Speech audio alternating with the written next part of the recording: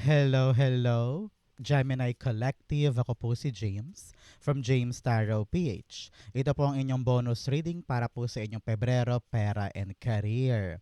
So today mga Gemini, tayo magbabasa para po sa inyong trabaho at kaperahan. Okay?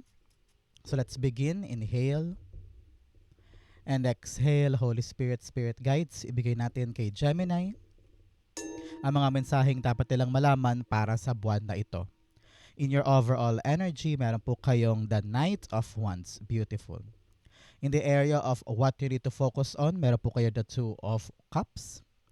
In the area of what you need, meron po kayong the Tower card. Beautiful. In the area of what's affecting your current energy, meron po kayong the Eight of Wands. Beautiful, beautiful, beautiful reading.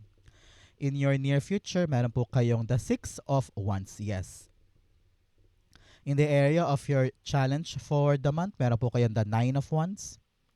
In your fortune, meron po kayong the Ten of Swords. Beautiful, beautiful. Ending of a really tough cycle para sa inyo, mga Gemini. Okay? In your divine messages, meron po kayong the Queen of Wands. Napakaganda.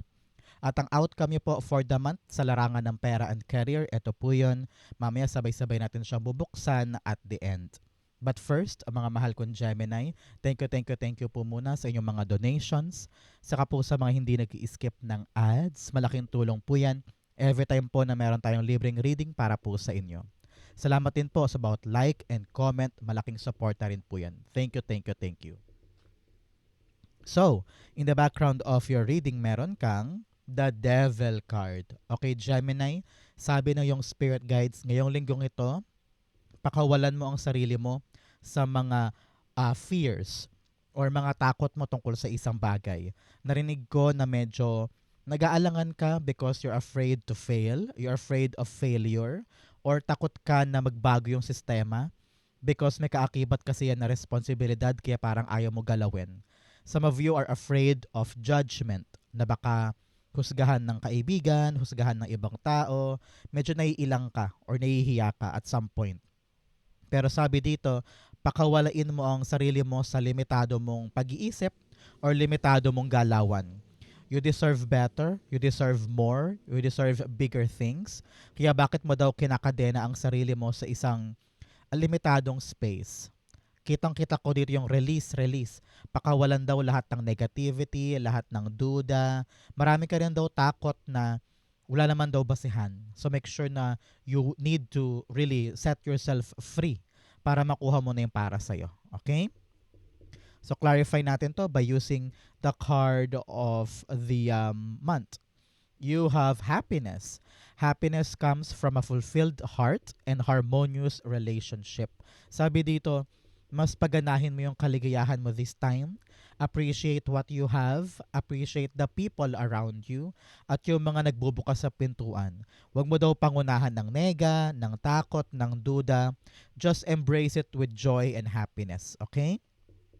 Kumbaga, it will actually set the mood para mayakap mo at maging accomplished lahat ng ginagawa mo. Kung papangunahan mo ng sigla, saya, happiness lang, at wag na masyadong magpa-dwell sa mga negativity. Okay?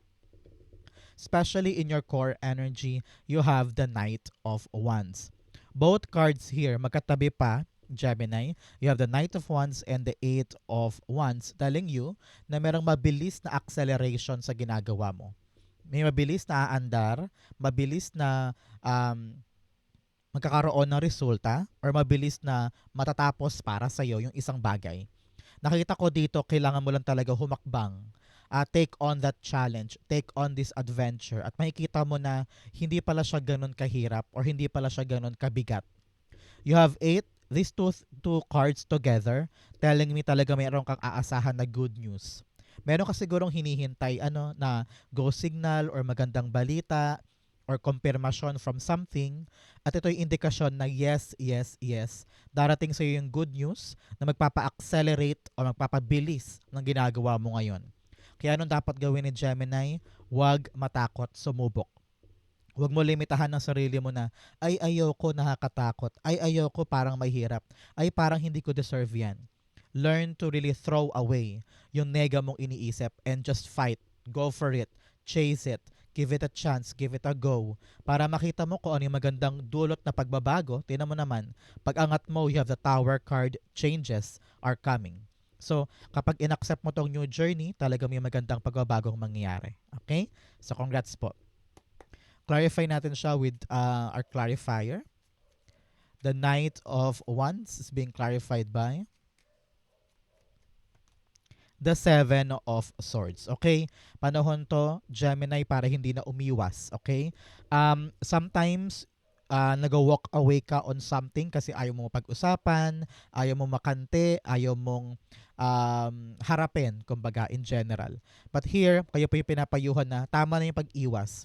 Harapin na natin yung opportunity or yung pintuan na para sa'yo.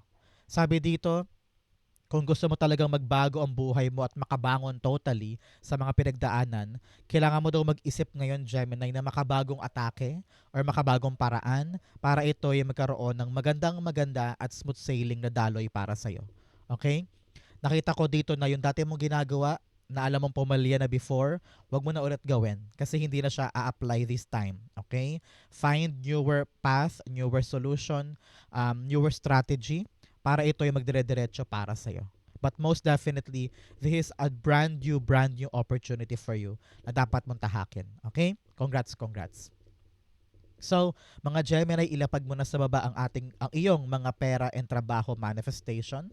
Kung ano yung mga balak mong i-manifest sa trabaho at career or negosyo mo or sa pera mo, no, comment down below. Mangyayari yan, i-manifest na natin. Okay? In the area of what you need to focus, meron po kayong the Two of Cups. Sabi dito, mag-focus ka, Gemini, sa yung partnership. Okay? Example, may partner ka sa trabaho, sa negosyo, or yung lover mo, pwede rin, no? Kita-kita ko dito na magtulungan daw. Learn to cooperate, collaborate, and magkaroon ng malinaw na pag-uusap. Some of you are under this parang miscommunication or kalabuan sa pag-uusap between people in your life. Maaaring meron kang gusto na hindi niya gusto, or magkaiba kayo ng goal, magkaiba kayo ng balak gawin. Panahon daw to para magkaroon kayo ng, alam mo yung masinsinang pag-uusap at magkaroon ng palagayan to really come up on a better strategy or na better plan moving forward. Dapat daw nagkakaugnayan at nagkakaintindihan. So, open communication is your key. Okay? Meron din po dito nag-undergo ng training, workshop, or seminar, or meron kang mga interview ngayon, o kaya may kontrata ka or negotiation, agreement, no? Panahon to para talagang ipakita mo yung kakayanan mo. Say what you mean and mean what you say. Importante na malinaw sa'yo yung dapat mong gawin at malinaw sa kanila yung gusto mo. Okay? Two of Cups. The Three of Cups, yes. The people around you. Talagang maaasahan mo yan. But with this communication, sabi dito, kailangan talaga ay magkaroon ng malinaw na pag-uusap. Hindi pwedeng i-anticipate mo na lang na naintindihan ka. Kailangan linawin mo mabuti ito para alam mo din yung agreement ninyo. Some of you are being called na wag daw munang premature celebration, ika nga. We need to put the hard work in cooperation bago tayo maghayahay or mag-rejoice. Sabi dito, yes, put happiness in your work, but make sure na meron kang panghahawakan in everything that you do. Okay? Saka lang muna tayo mag-relax at mag-celebrate agad-agad. Kailangan gapangin natin or siguraduhin natin na yung ugnayan o yung nilalakad mo ay tapos at confirmed. Okay? Importante yan for you this week. Or this month rather. Especially sa mga kontrata and agreement, kailangan talaga jive, nag-uugnayan, on the same level, okay ang iyong communication at saka okay ang inyong pakikisama sa iba. Okay? Very important ito. So Gemini, ano pong birthday ninyo? Comment down below. Ikaw ba'y May Gemini or June Gemini? Comment po kayo sa baba. Paramihan kayo ng mga Team May and Team June. Okay? In the area of what you need, meron po kayong the Tower card. Sabi dito, Gemini, i-accept mo daw yung mga nagbabago. Okay, example, you need to change strategy. You need to change routine. You need to change yung lifestyle mo. O kaya kailangan mo baguhin yung schedule. O kaya nagbago bigla ng career path or ng mga gusto mong mangyari. O kaya sa paligid may nagbago about sa payment. O kaya sa career strategies mo. Halimbawa, meron talagang mga bagay na hindi maiiwasan na kailangan baguhin. Sabi dito, i-accept mo daw. Okay? Wala kang panahon para umiwas. Wala kang panahon para ipagpaliban ito. Sabi ng yung spirit guides, the changes that are happening for you ay required for you to take. Dahil parte yan ng mga magagandang pagbabago sa buhay mo. Kailangan mong kumawala sa comfort zone. Okay? Masyado ka nakalock in doon sa nakasanayan mong galawan, kaya parang hirap na hirap kang i-accept or mag-adjust sa mga pagbabago. Ito yung panahon mo, Gemini, to really be flexible, to accept what you cannot change, and also be confident and happy in your journey. Okay? Importante yan. Clarify natin. Tower cards being clarified by the Fool card. Yes. Huwag ka daw matakot sumugal sa mga pagbabago at mag-try ng new opportunity. Maaring nakakatakot, maaring mangangapa ka or parang feeling mo time ko na ba or am I doing the right thing or ready na ba ako, mga ganyan, no? Pero sabi dito, with the changes, huwag ka daw matakot sumugal or sumubok. Maaring kapag nangyayari na yan, ibig sabihin malaking indikasyon to na panahon na. Panahon na sa pagbabago, panahon na para tumulay sa mga new experiences para sa'yo. Okay? So don't doubt yourself. Naramdaman ko dito na kapag dumating yung changes, ibig sabihin ready ka na. Okay? So congrats po and be happy and excited for new adventure. In the area of what's affecting your current energy, meron po kayong the 8 of Wands. Sinasabi dito, Gemini, ng yung spirit guides na yes, mag-focus tayo sa isang bagay. Mag-focus tayo sa isang pagkakataon o isang opportunity na alam nating may magandang dulot sa atin. Kumbaga, marami sa inyo nag-juggle na maraming bagay eh. Now, you are being called to focus on one. Kasi nakita ko dito, pag nag-focus ka sa isa, mabilis yung daloy ng tagumpay at mas gagaan yung burden or yung responsibility. Okay? Sabi rin po dito, tulad kanina, meron talagang good news na talagang darating para sa'yo. Hindi mo to akalaing darating ng ganun kabilis. Okay? And parang you are being required not to think long enough. Parang kailangan i-grab mo to agad and take on that challenge with passion, with determination, and love. At makita mo na this is your new start.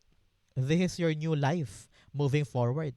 Nakikita mo na yung magandang promising outcome soon dahil sa pagtahak mo nito. Nakita ko rito na it will bring you excitement but at the same time, baka ma-overwhelm ka sa mga dapat asikasuhin.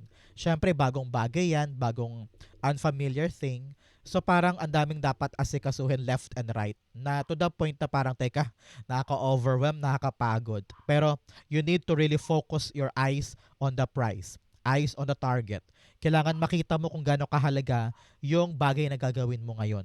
Para sa future, para sa pamilya, para sa anak, para sa pera. Ano? So kailangan talaga alam natin yung silbi at saysay na mga gagawin natin moving forward. Clarify natin. The 8 of Wands being clarified by the 4 of Pentacles. Yes, you should value and nurture itong bagay na to na maaaring magdulot ng stability para sa'yo. Halimbawa, pangarap mo maging stable ang pera, stable ang kita, stable ang trabaho, no? Hindi ka na palipat-lipat. Now is the right time for you to embrace itong bagong bagay na ito. Example, nag-apply ka last month sa isang trabaho pero wala ka na narinig, di ba? Parang sabi mo, ay siguro wala na yun. Pero biglang boom, today, biglang tumawag, sabi, Gemini, nag-apply ka sa amin last month, pwede ka ba this time for interview or training or another set of parang evaluation. Ikaw parang, sige, yakapin natin agad, sige, kunin natin, try lang natin. Because may kita mo dito that opportunities na bigla-biglang dumarating ay hindi dapat palagpasin.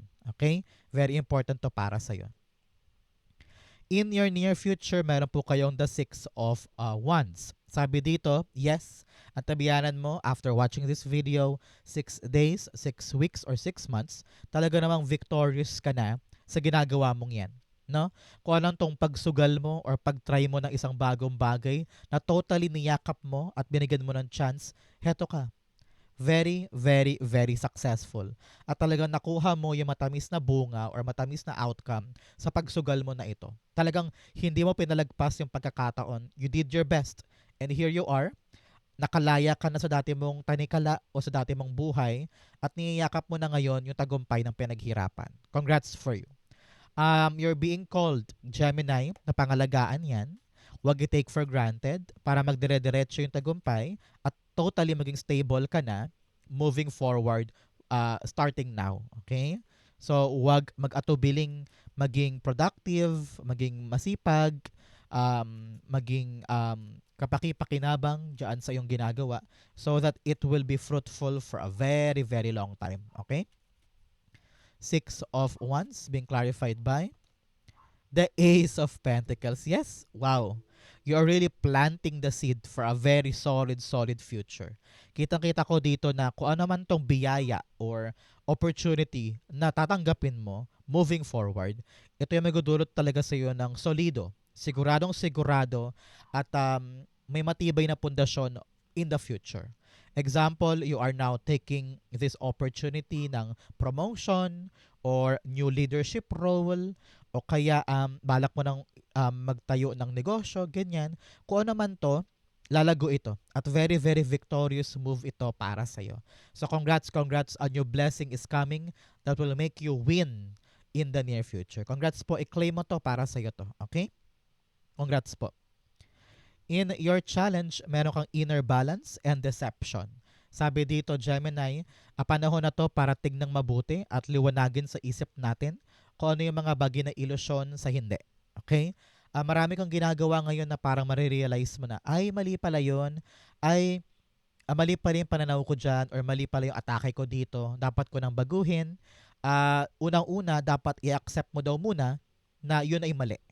Kapag natutunan mong i-accept na ito ang tama at ito ay mali, madali sa iyong tanggapin yung pagbabago. Okay? You also have inner balance. Sabi dito, panahon na para tanggapin yung mga bagay na hindi mo kayang pigilan. Okay? It's all about you accepting what will be and also trusting fate and destiny for what will come. Parte yan ng kabuuan mo at ng mundo mo. Okay? Very important for you. In your challenge, meron kang the 9 of Wands. Sinasabi dito, Gemini, na huwag sumuko sa isang bagay. Ramdam ko dito yung pagod mo. You've been failing for quite some time in your life. Nag-try, papalya, try ulit, papalya. Pero sabi dito, ramdam ko na yung parang gusto mo nang sumuko, gusto mo na mag-give up, gusto mo nang bumitaw. Pero bago ka daw bumitaw or mag-try ulit, sabi ng yung spirit guides, i-check mo muna. Ano ba yung mga humaharang? Ano ba yung reason kung bakit parang every try nagkakamali or every try may aberya, no? Maaring meron ka dapat i-improve sa sarili mo or meron kang dapat gawin ng mga makabagong paraan para totally magbago na yung kwento nito or you need to really reevaluate your progress. Baka meron kang area sa buhay mo na mali ang atake mo kaya parang laging mali siya.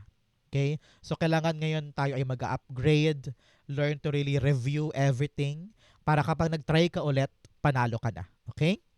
Important yan. Ang pinaka-importante ditong payo, huwag sumuko. Okay? Huwag sumuko sa buhay, huwag sumuko sa gagawin. Ilaban mo yan and take on this new adventure. Okay? There will be an exciting time para sa'yo this time. Okay? The 9 of Wands. The Sun card. Yes, nawawalan ka na ng pag-asa. Nawawalan ka na ng gana or amor sa isang bagay at parang gusto mo nang bumitaw. Ano? Sabi ng yung spirit guides, this is a right moment for you to set yourself free.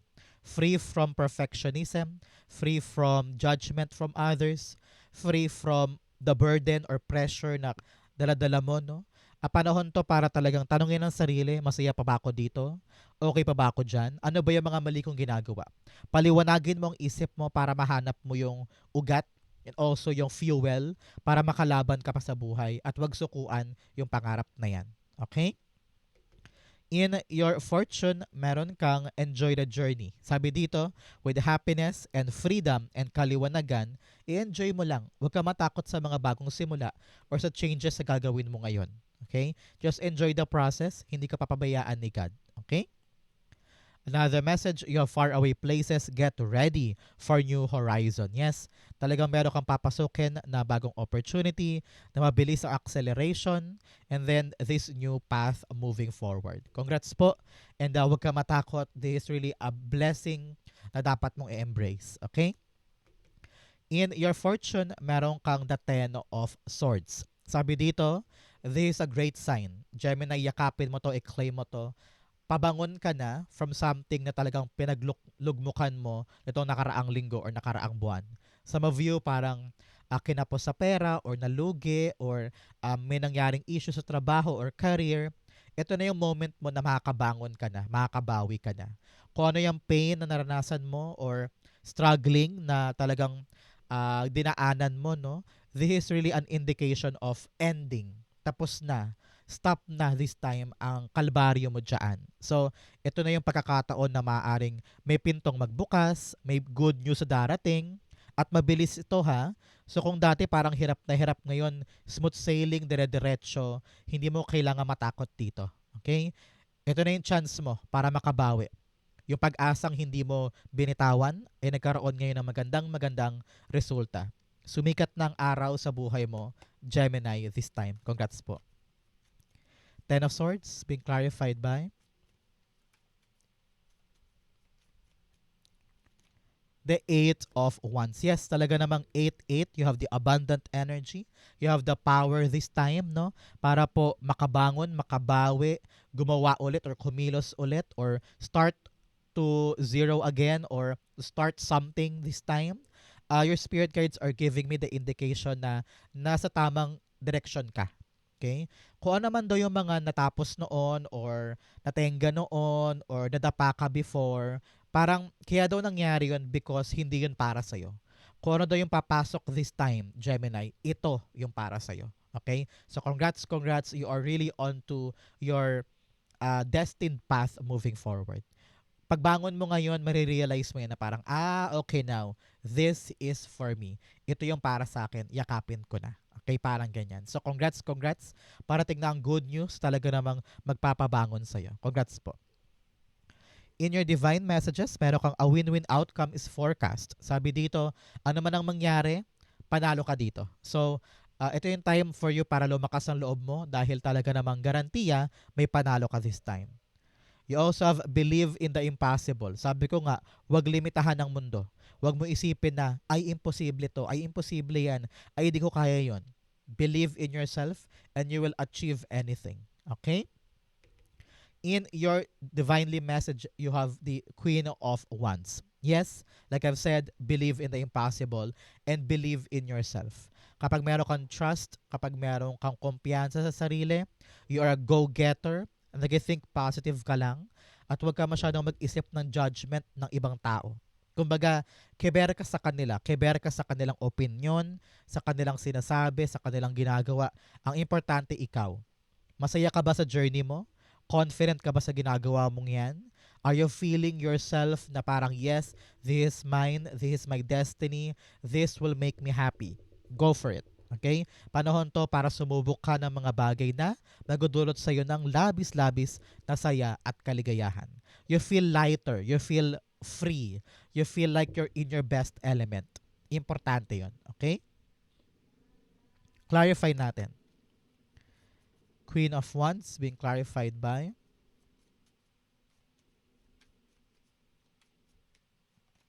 the Seven of Wands. Yes, protect your happy energy.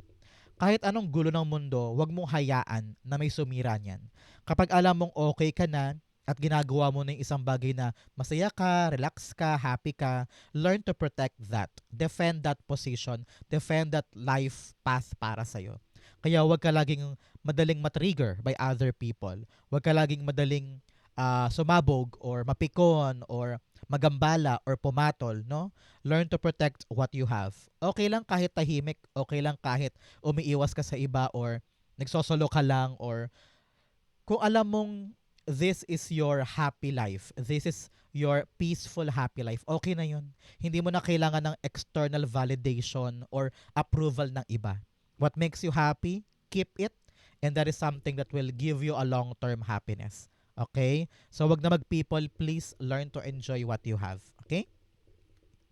Ang outcome mo yan, but first bigyan muna kita ng fortune cards. You have Weeping Willow Family Sorrow. Sabi dito may mga usaping pampamilya na dapat mo daw asikasuhin, dapat mo daw pag-usapan para ma-plancha. Maaaring family business ito na kailangan mo nang ibangon, kailangan maghanap ng solusyon, or family properties or kapirahan na kailangan talagang pag-usapan. Okay? You have vulture, depression, anxiety, worried that someone is against you. Marami ka daw mga takot, mga alalahanin. Marami ka ring trust issues ngayon about other people and you don't know who to trust. Ngayon, pinapayuhang ka na trust yourself. Defend yourself and make sure na hindi ka madaling maapektuhan sa ginagawa ng iba. Okay? Another message you have, Arrow. You are on the right path. Yes, talaga namang tatlong beses sinabi ng iyong mga cards na nasa tamang direction ka daw this time. Congrats po. Another message of April. O mga Gemini, meron ba kayong special occasion pag Abril? Halimbawa, birthday ng kapatid, birthday ni pinsan, or anniversary, ganyan. Kung ang sagot po ay yes, ibig sabihin this reading is for you. Kung hindi naman po, meron po kayong milestone na abangan sa buwan ng Abril. Congrats po. Okay? Ang outcome ni Gemini for pera and career, you have the Four of Swords. Beautiful, beautiful, beautiful. Nakita ko dito, pagdating sa pera and career, you will be relaxed. Tahimik, walang pangamba, walang takot, walang aligaga. It's because you learn to surrender yung mga bagay na hindi mo kayang kontrolin. You learn to realize na parang, okay, siguro nga ito yung dapat kong pasukin, ito yung dapat kong gawin, sige, susundin ko na yung tamang direksyon ng buhay ko. Hindi mo na papwersahin, hindi ka na matatakot, at lalong hindi mo na kokontrolin yung sitwasyon. You are learning to trust God even more. Kaya ngayon, nakita ko dito na paglaya mo sa lahat ng negativity, paglaya mo sa lahat ng kinakatakot mo, doon ka totoong makakaramdam ng kapanatagan, Gemini. Okay? So, narinig ko dito, trust the process. Don't overthink. Don't overanalyze. And don't think too much of yourself. Gawin mo lang yung alam mong tama, with love, with passion. Doblehin mo ng happiness and excitement sa mga bagong gagawin. The fact na meron kang niyayakap na bagong opportunity, blessing yon. The fact na meron kang dapat gawin, malaking ticket yan for better things. So ngayon, kumalma ka, mag-relax kung kinakailangan, matulog kung kinakailangan, magbakasyon kung talagang kailangan mo ngayon. But at the same time, learn to trust God and the process. Okay? Very important yan. The Four of Swords, clarify natin. Meron ka palang 4-4 here. So, this is really an angel's number giving you the assurance that you are protected, you are guided, okay ka. Okay? Four of Swords. The Eight of Swords. Yes, ngayon kumakawala ka na sa iyong self-sabotage era. Kumbaga dati parang, hindi ko kaya, nakakatakot, ayoko niyan, hindi ako marunong. Kaya ka laging stuck before eh. Pero ngayon, this time, you will understand that relaxing and surrendering everything to God ang talaga magpapalaya sa'yo sa mga heaviness na yan. No? So sabi dito, lahat ng bagay na kinakatakot mo nasa isip lang, no? Kayang-kaya mo tong lagpasan, kayang-kaya mo tong solusyonan. Ang importante ngayon, mag-relax ka. Surrender everything to God and you will see and you will feel yung kanyang divine power na mag-overflow sa'yo at makakahanap ka na ng right way out of this problem. Narinig ko dito, simplehan mo lang kasi. Masyado ka nag-aalala or nag-overanalyze about something na kayang-kaya mo namang pagtagumpayan. Okay? So, congrats, Gemini. Ito po ang inyong February Pera and Career. Saan po kayo nakaresonate? Comment po kayo sa baba. Babasahin ko po yan. Thank you, Holy Spirit, Spirit Guides, for the clarity and messages na dapat malaman ng mga Gemini today. Thank you po for watching hanggang dulo. I love you. This has been James for James Tarot PH. God bless everybody.